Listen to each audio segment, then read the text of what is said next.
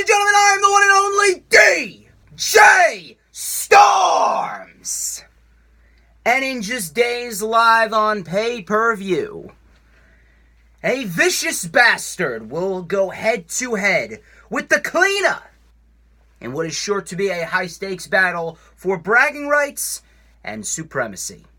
Also, two of the greatest tag teams on the planet today will fight one more time for the AAA World Tag Team titles, only this time the titles will be risen high above the ring, and the superstars literally need to climb the ladder to their success. And finally, the Hangman will go one-on-one with the alpha of professional wrestling today to crown the inaugural world champion of the All Elite brand. But before it is time for those two teams to climb the ladder of success, before it is time for the Hangman and the Alpha to face one-on-one, before it is time for All Out, it's time for the rundown! Thank you guys so much for tuning in to the end of the video right here on YouTube.com. As of course, you already know who I am, Mr. Controversy, and the operator of the best damn Twitter handle known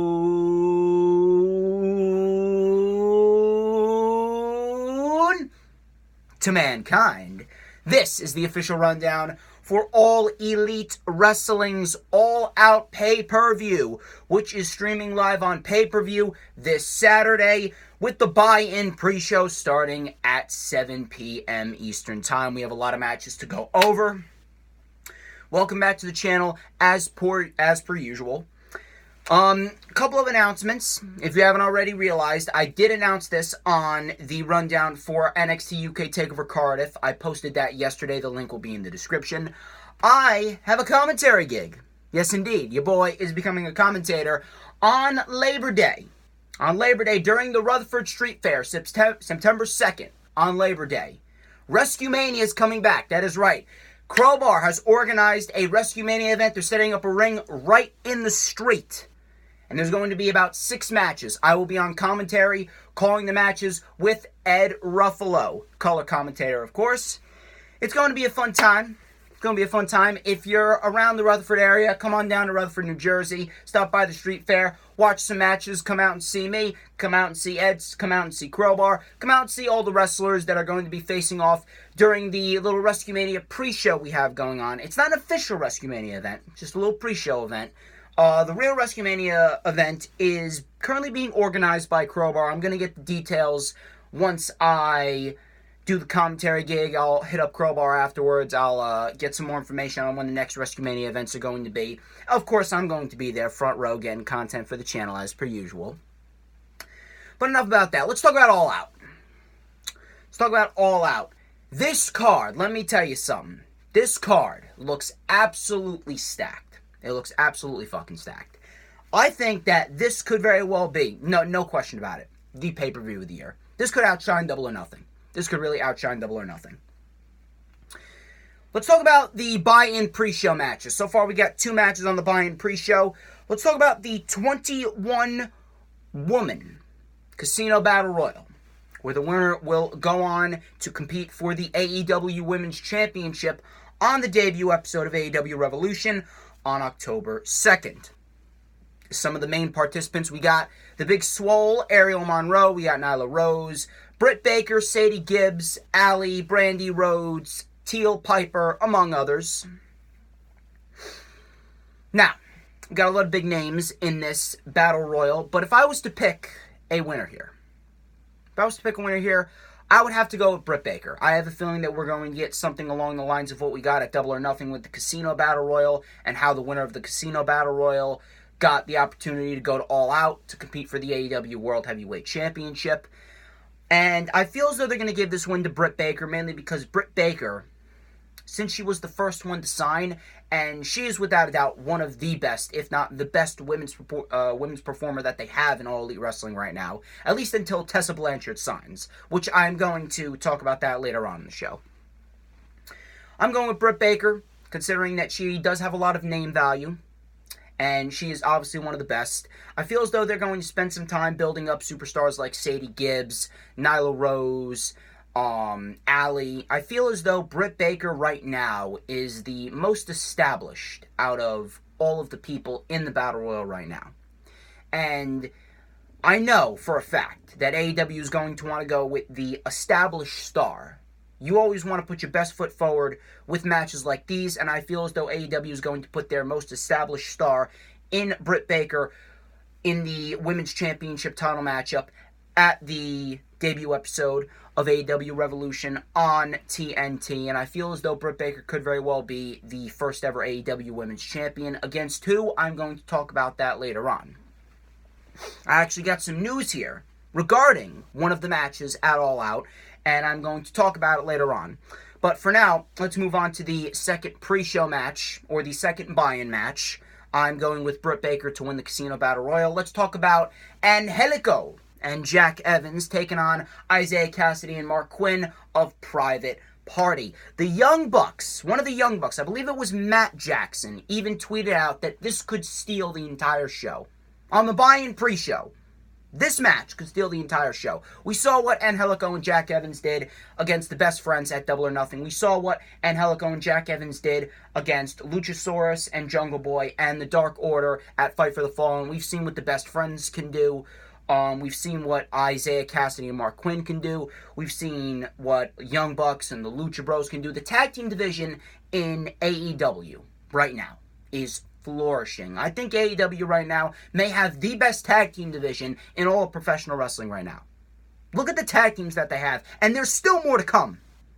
Best Friends, Private Party, Angelico and Jack Evans, Jungle Boy and Luchasaurus, Dark Order, Lucha Bros, Young Bucks, a potential LAX. I'm telling you, tag team wrestling is going to be the center focal point of 2020 in professional wrestling. I guarantee it. Because when the first ever AEW World Tag Team Champions are crowned, the tag team division is only going to get better, and the tag team division is only going to flourish. And in 2020, I'm telling you right now, tag team wrestling is really going to stand out, and it's really going to break out in 2020. The WWE, they better get with the program here, sooner rather than later, when it comes to tag team wrestling.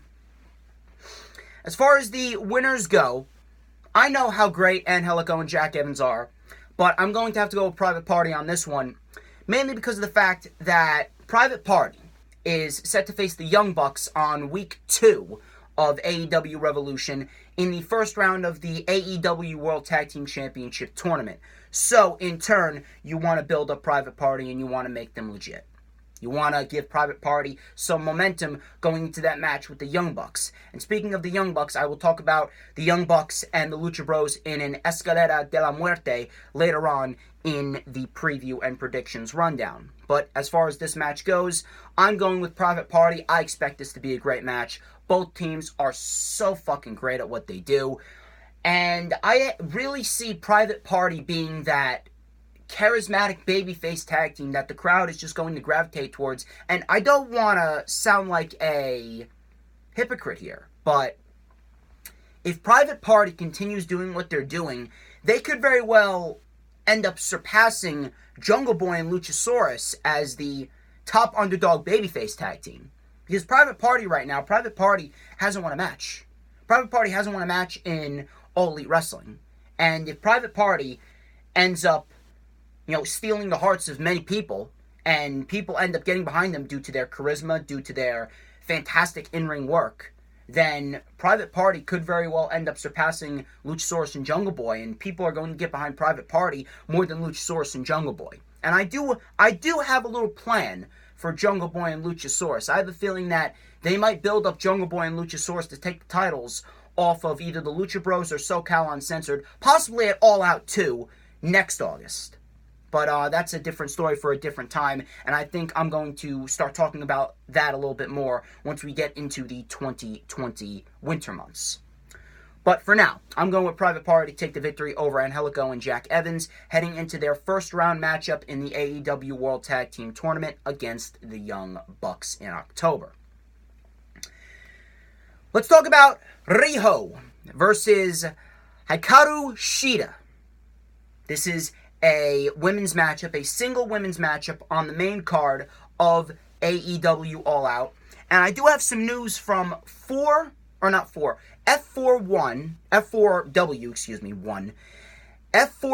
Online reports that Rijo versus Sheeta is set to be a number one contenders match, and the winner of this match will end up going on to face the winner of the Casino Battle Royal on the debut episode of AEW Revolution for the AEW World Championship. Now, based on this, we know how great Rijo is, but based on her performances, I feel as though Rijo is in the same position as Jungle Boy and Luchasaurus. I feel as though she's that underdog babyface, and they're going to really portray her as such. They're going to put forth Rijo as an underdog babyface in the women's division, similar to Kylie Ray. I feel as though it's competition between Kylie Ray and Rijo, and Kylie Ray's been out right now dealing with personal issues, but Kylie Ray and Rijo are the top two baby faces in the AEW women's division right now. It's kind of hard to choose.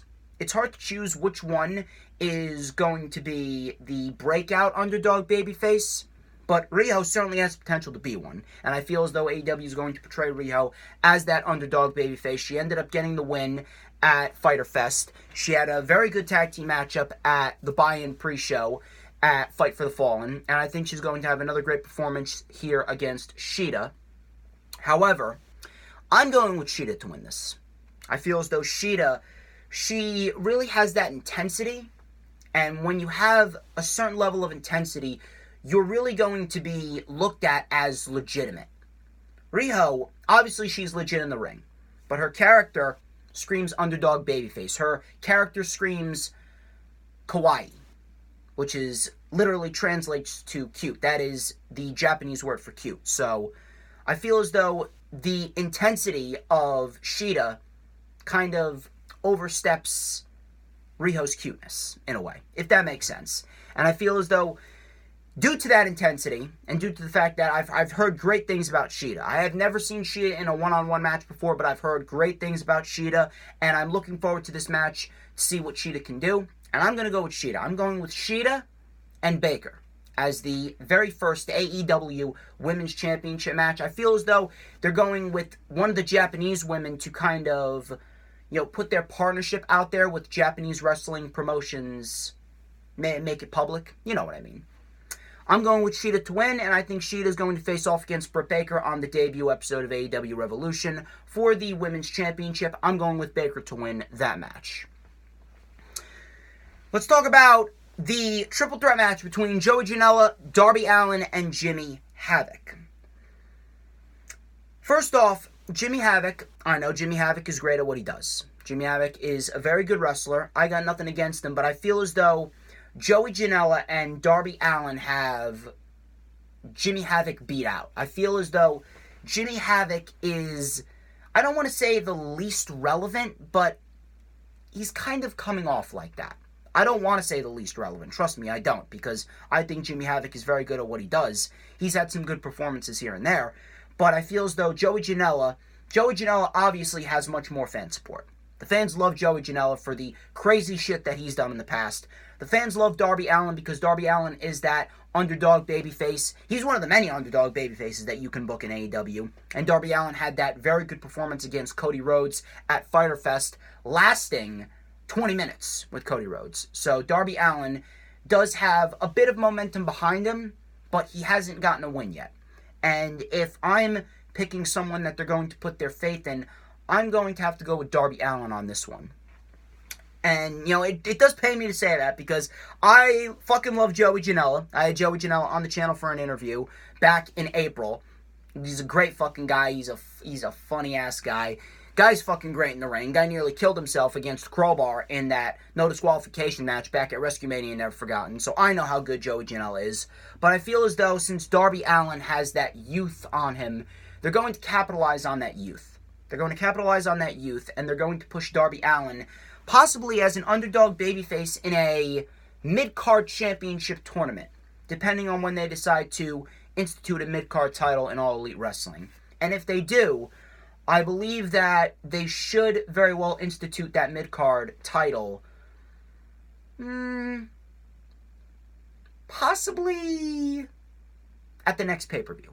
I would say at the next pay-per-view. They're probably going to announce it at some point during AEW Revolution. It's either going to be at the November pay-per-view, depending on what they call that and when it is, or the January pay-per-view. Since they're only doing 4 shows a year, you know for a fact that they're going to announce a mid-card title, and Darby Allin is going to be a star player in the tournament.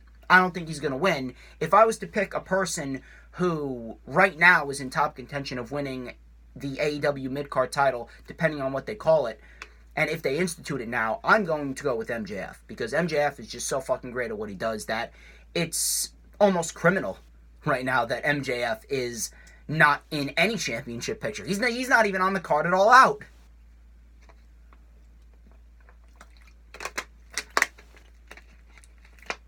It should be interesting to see how that plays out. But I feel as though Darby Allin's youth and his underdog babyface character, and I do love the dark character as well. His dark persona. I said this back at Fyter Fest. On the rewind for Fyter Fest. I said that Darby Allin's dark character really just works so well with his moveset. Because he's so fluid in the ring. And that dark and mysterious character adds a lot to that fluidity. They just complement each other so well. So I'm going to go with Darby Allin to win this triple threat match. And Darby Allin could very well be a key factor in a mid-card championship tournament on All Elite Wrestling television, possibly even at the next pay-per-view. He could very well go all the way to the finals and win it. We don't know. But I'm going to go with Darby Allin to win this match. Let's talk about the Dark Order. Stu Grayson and Evil Uno versus the Best Friends, Chucky T and Trent Beretta. This is a match in which the winner gets a first-round bye in the AEW World Tag Team Tournament. Now, this match has a good unpredictability factor. It has a good unpredictability factor, and you take a look at these two teams, and it really could swing either way.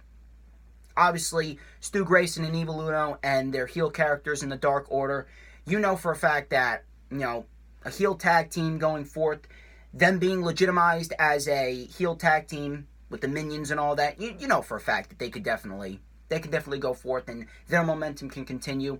Or you can go with the Best Friends.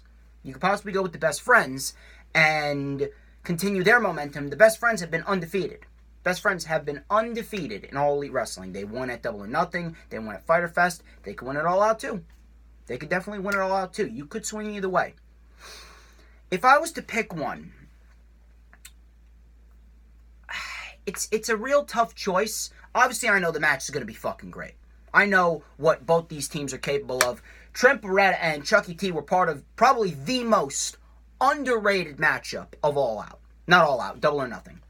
They were a part of the most underrated matchup at Double or Nothing with Helicon and Jack Evans. And they had a great fucking performance in that triple threat tag team matchup on the buy-in pre-show for Fyter Fest. They had a great fucking performance. So it's a tough call, but I'm going to have to go with the Best Friends, and I'll explain why. I feel as though the Best Friends are going to get this first round bye. And if I was a betting man, I know for a fact that the Best Friends are not going to be the first ever AEW World Tag Team Champions. I know they aren't.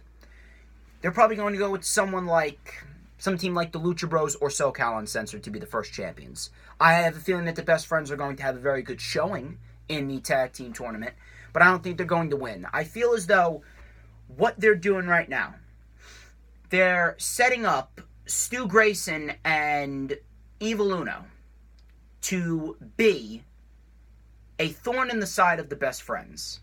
And I have a feeling that is going to be an undercard tag team feud going into the next pay-per-view. And possibly the next set of AEW Revolution shows on TNT. I feel as though this is going to be an undercard feud. This is the start of it. And it could very well end a few months down the line. I feel as though the Best Friends are going to have to go through Stu Grayson and Evil Uno a couple more times before they actually get an opportunity at the AEW World Tag Team titles. And Stu Grayson and Evil Uno, obviously right now, I have a feeling that they're going to take the loss. They could end up costing the Best Friends the tournament. Because remember, it's a single elimination tournament, so you lose, then you're out. They could very well cost the Best Friends the tournament, attack them behind the referee's back, and who knows, we could very well end up getting an undercard feud with the Dark Order and the Best Friends, leading into the next set of AEW shows, possible next pay-per-view. And I have a feeling that the Best Friends could very well lose this feud to Stu Grayson and Evil Uno. Since Stu Grayson and Evil Uno, look, I get they're not everyone's cup of tea, but they're fucking great at what they do in the ring. Evil Uno is fantastic for a guy his size. Stu Grayson may not look the part, but Stu Grayson, he is very fucking fluid and very intense in the ring, if you haven't noticed. Just go watch the matchup at Fight for the Fallen with Luchasaurus, Jungle Boy, and then Helicon and Jack Evans. So I'm going to go with the Best Friends here, and I have a feeling that the Dark Order is going to cost the Best Friends the tournament. They're going to cause them to get eliminated, and they will go into an undercard feud during the last few months of 2019. Let's talk about Cody versus Shawn Spears. Shawn Spears has recruited Tully Blanchard as his manager. First off, this confirms that Tessa Blanchard will be in All Elite Wrestling by 2020. And I have a feeling that Tessa Blanchard is going to be the second AEW Women's Champion. We're going to have Britt Baker and Tessa Blanchard for the AEW Women's Championship at possibly the May show. Either the May show or we're going to have it at All Out 2 next August. That's number one. Number two, I said this before.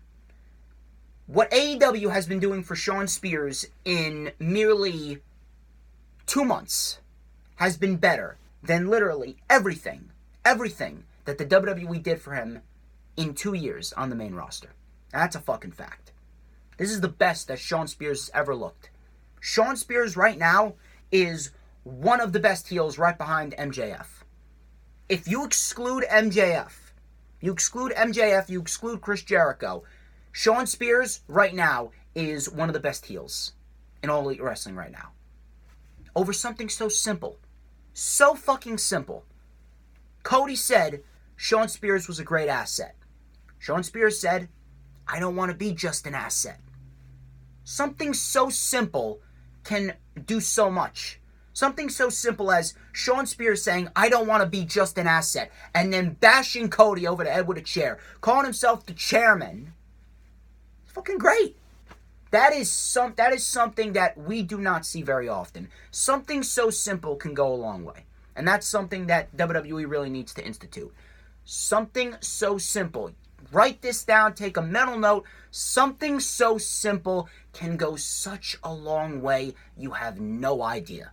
And it's gone a long way for Shawn Spears.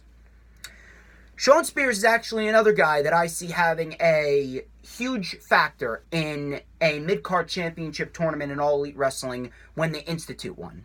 I have a feeling that you could very well see Shawn Spears and Darby Allin in the semifinals of the mid-card championship tournament. Oh, by the way, I believe that they're going to call it the AEW Television Championship. It's a nice old school feel.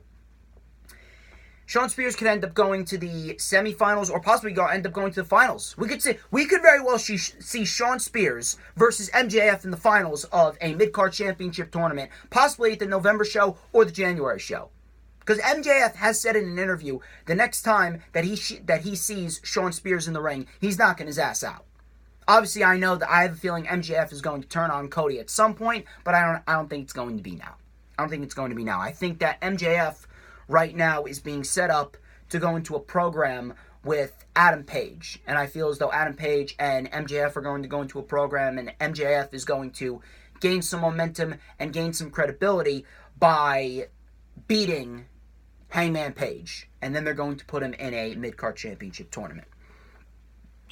As far as Cody and Shawn Spears go, I am very much looking forward to this match. Cody Rhodes has done a great fucking job in every single match that he's been booked in so far. He's been keeping himself in the mid-card, and when he was in the main event at Fight for the Fallen, he lost.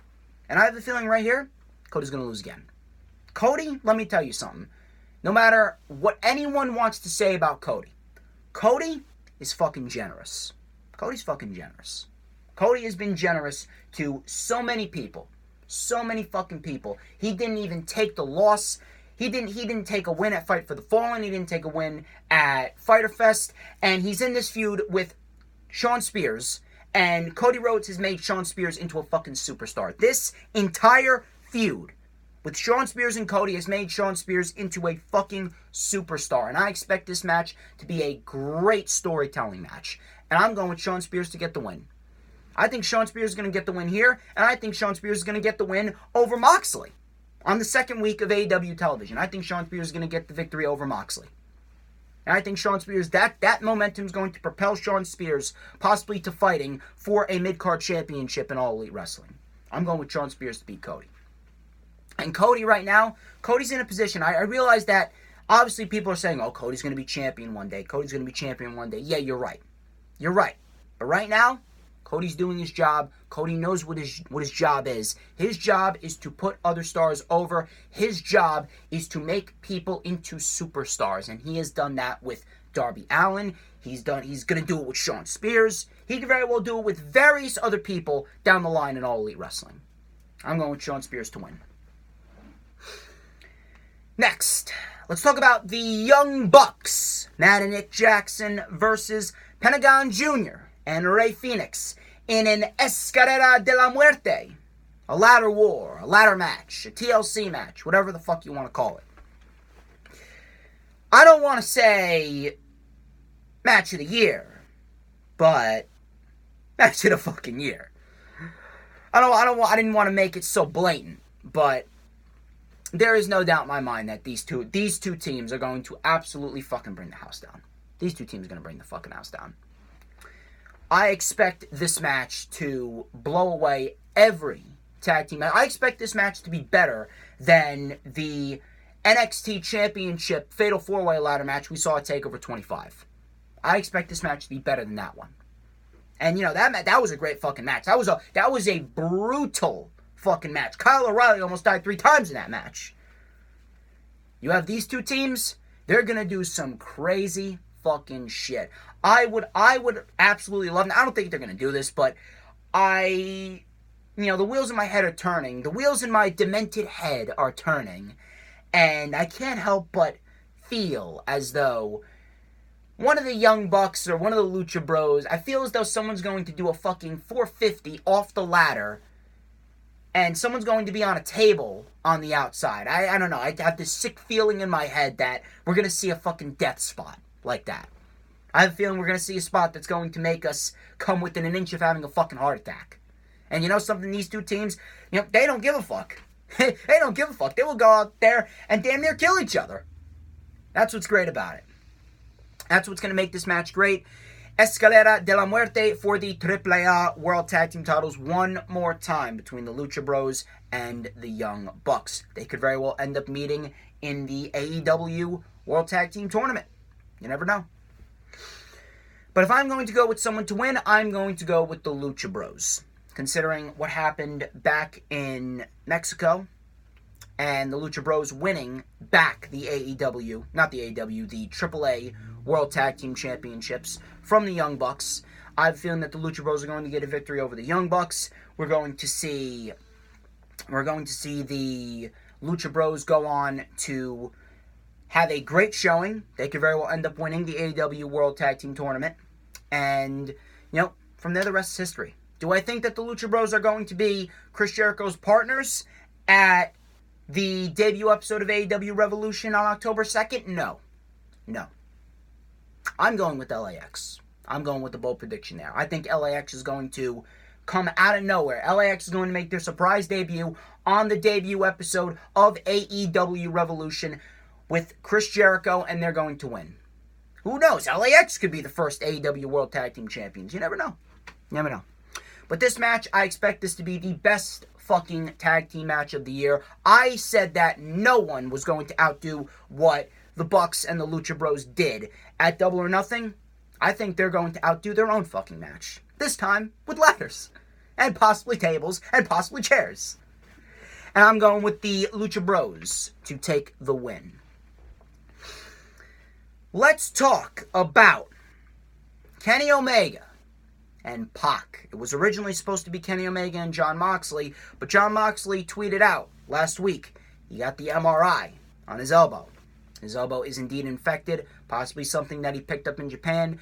He is going to be out. He's going to need surgery, but the good news is he's going to be back by October. So I wish Jon Moxley a speedy recovery, and who knows, this could very well, this right here could very well be a blessing in disguise.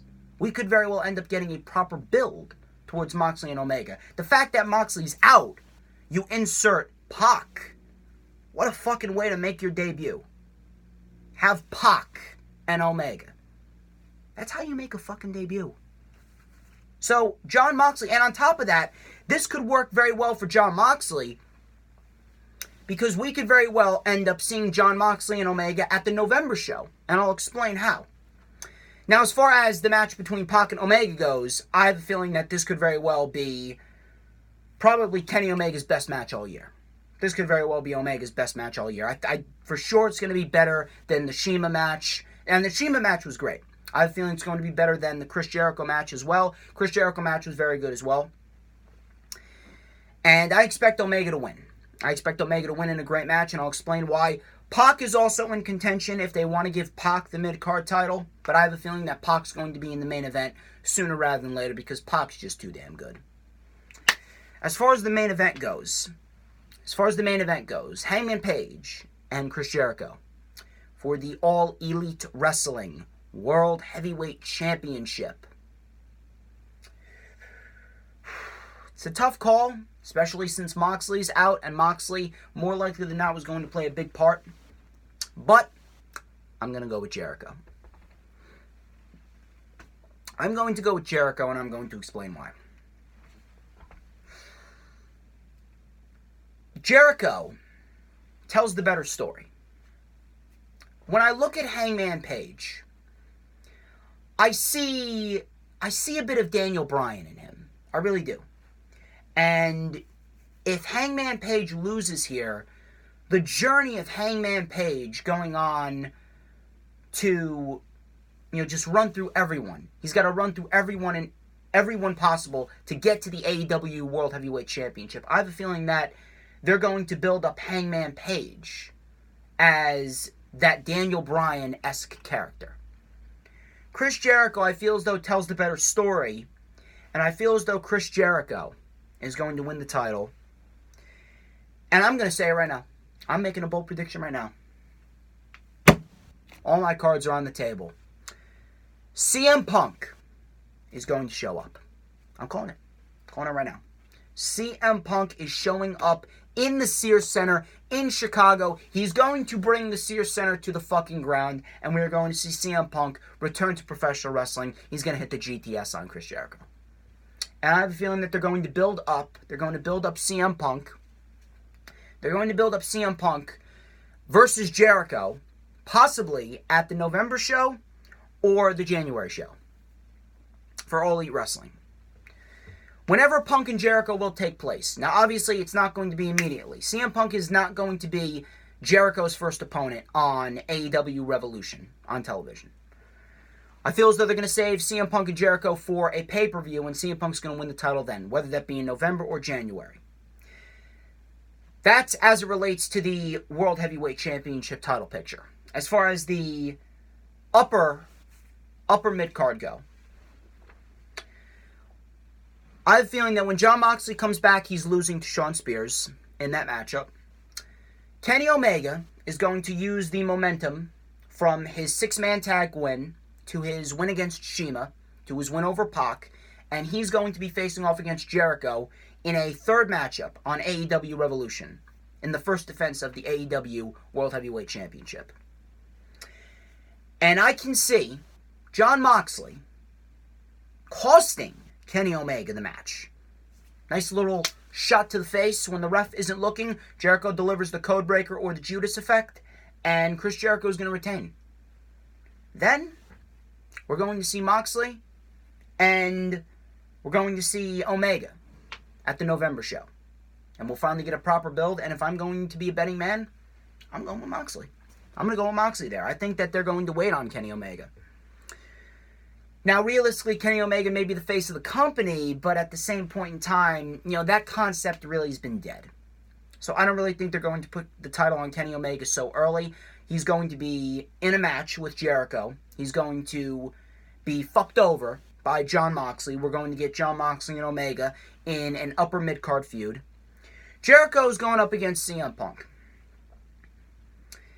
I have a feeling that we're going to get CM Punk and Omega, possibly at All Out 2. CM Punk's going to have a nice lengthy title reign, whether that be from November to August or January to August, and we're going to get a dream fucking match. We're going to get a dream match of Omega and Punk. Omega's going to win the title. And if I'm a betting man, I think that at the beginning of 2021, that's when Hangman Page is going to have his moment. I can see Hangman Page going on this long, drawn-out journey, trying and desperately trying and scratching and clawing, but he's still not there yet. He's still not there yet. Then we get to the January show in 2021. Hangman versus Omega. That's when Hangman does it. They're going to have Hangman Page versus Omega at the January 2021 show for All Elite Wrestling. Again, depending on what they call it. And we are going to see Hangman Page defeat Kenny Omega. Jericho, I have a feeling that he's really not going to stick around for too long.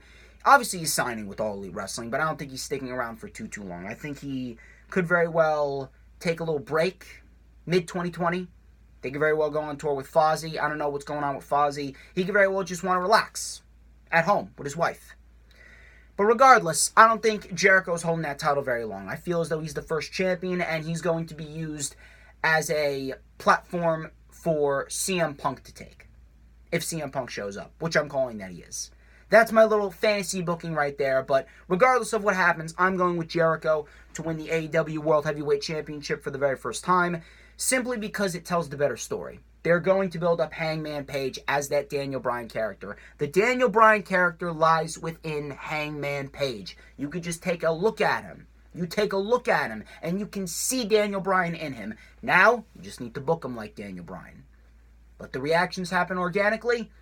Hangman and Omega, 2021 January show. That's how you start off 2021 for All Elite Wrestling. With Hangman Page defeating Kenny Omega to win the AEW World Heavyweight Championship.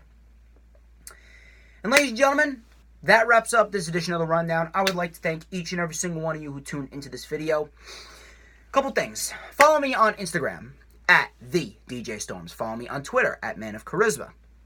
Like I said in the beginning, I have a commentary gig. So again, Labor Day, during the Rutherford Street Fair in the afternoon, I'm going to be commentating for a little WrestleMania pre-show. There's 6 matches on tap for the WrestleMania pre-show. They're setting up the ring right in the street. It's going to be great. I'm commentating with Ed Ruffalo.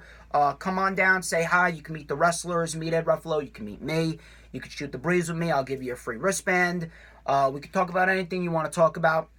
Do not forget to check out the rundown for NXT UK TakeOver Cardiff. The link is in the description. The Lightning Flash update will be on Friday. I'm going to try to get the rundown for, the rewind for NXT UK TakeOver Cardiff up on Monday.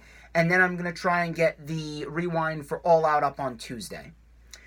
And finally, my final announcement. I'm going back to college on September 4th.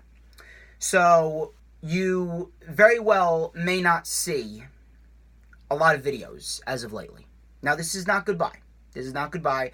Obviously, I may not have the time to get up the videos that I want, the videos that you guys want, the videos that you expect from me. I may not have the time to put my entire self forth and, put myself aside to do these videos. Obviously, I have a lot of classes to go forth. I have 6 classes. They're gonna have a lot of complicated shit going on in those classes.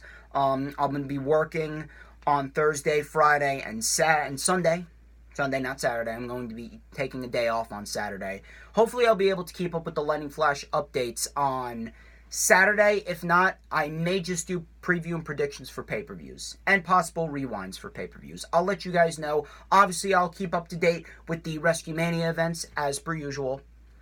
And ladies and gentlemen, I'm the one and only DJ Storms, and this has been The Rundown, and I will see you guys this Friday for the LFU.